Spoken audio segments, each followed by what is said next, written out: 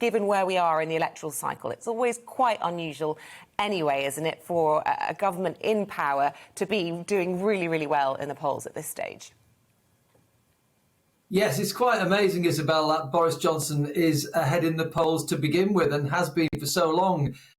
He's not had a fantastic run. There's been quite a number of reverses, quite a number of U-turns, criticised for a number of things, handling of the post-Brexit process and also the COVID pandemic restrictions. But yeah, he still sails on ahead, partly down to the fact that Sir Keir Starmer isn't cutting through as well as he would like, but also because Boris Johnson seems to have a bit of a Teflon finish, and people factor in that Boris is Boris, and they like him and they vote for him on the basis of he's an attractive politician for some reason. He has an X factor, and whatever mud is thrown at him doesn't seem to stick.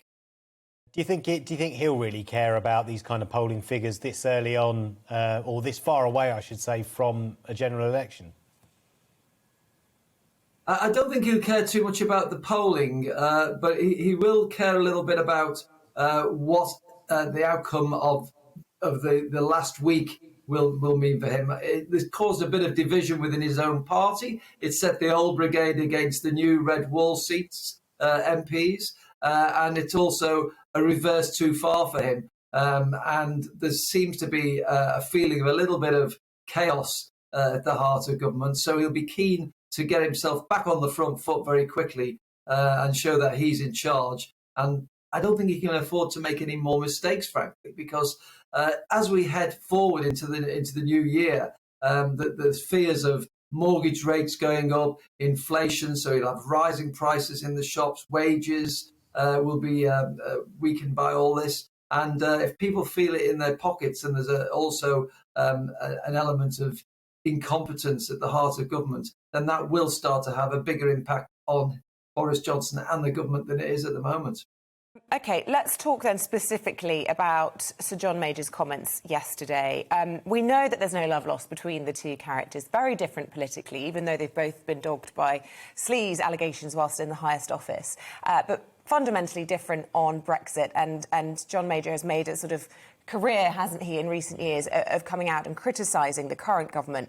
But the extent of his criticisms yesterday were really quite breathtaking. Politically corrupt, he called the government. He said the party's conduct was shameful. He said they risked trashing the reputation of Parliament and damaging our reputation overseas. And he said it was a personal dilemma for him if he would vote Conservative at the next election. Quite extraordinary.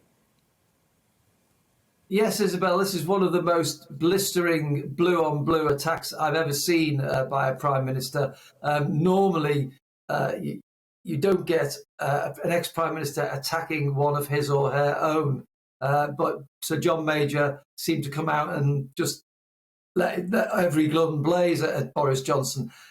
We have to factor in here that John Major and Boris Johnson, there is no love lost between the two of them, for a number of reasons. I mean, John Major had a torrid time back in the 1990s with the Eurosceptics. Now, while Boris Johnson wasn't one of them, it was the Eurosceptics who made John Major's life hell.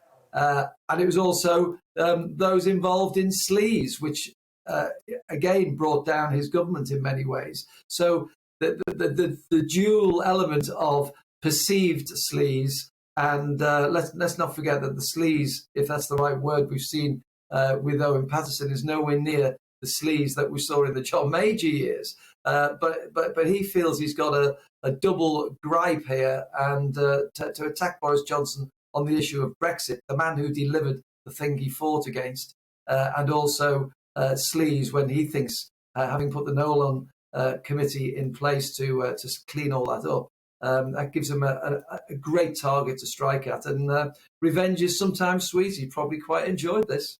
Well, yeah, it's not really going to make much difference, though, to Boris Johnson, is it? Or his support, either within the Conservative Party or in the broader public, because Boris Johnson, part of his ascent to becoming Prime Minister was Brexit. You know, he's a big Brexit supporter. John Major doesn't like Brexit. Clearly, he doesn't respect Boris Johnson either. People are just going to dismiss whatever John Major has to say. Those who support Boris Johnson are going to dismiss whatever Boris Johnson has to say, aren't they?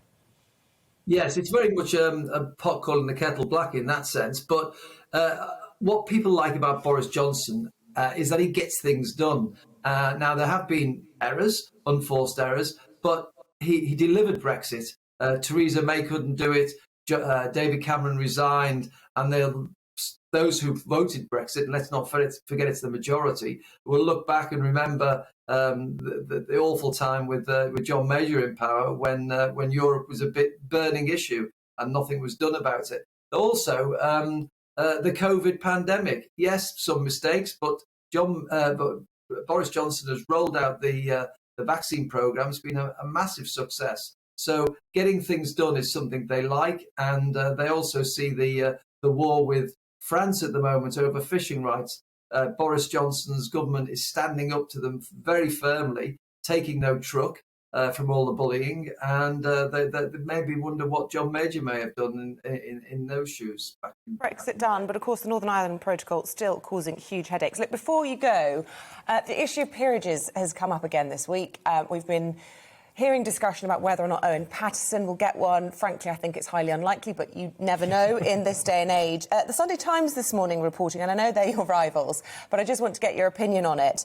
They're talking about treasurers, the last 16 or so over the last 2 decades, getting that ennobled title of being party treasurer or fundraiser for the party, donating more than £3 million, and then automatically getting a seat in the Lords. It's provoking the debate again, isn't it, about whether or not you're able to pack that second house with your cronies. Do we need to have that debate again? Is it time to relook at the House of Lords?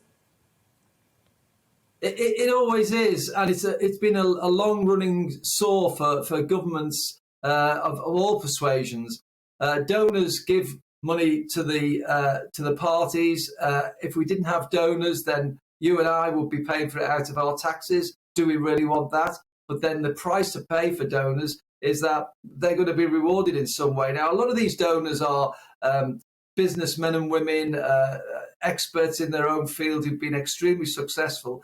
And in many cases, you can say, yes, they have a contribution to make within the Lords. And of course, both sides do it. So perhaps we are using talent in the Lords, but yeah, it always does have a slight whiff of reward for cash for honours, effectively. So it's always going to be controversial. And the problem for Boris Johnson at the moment is because of the Owen Paterson case. It's easy just to look up through the latest awards to see who's given money to the party and make a connection between the two.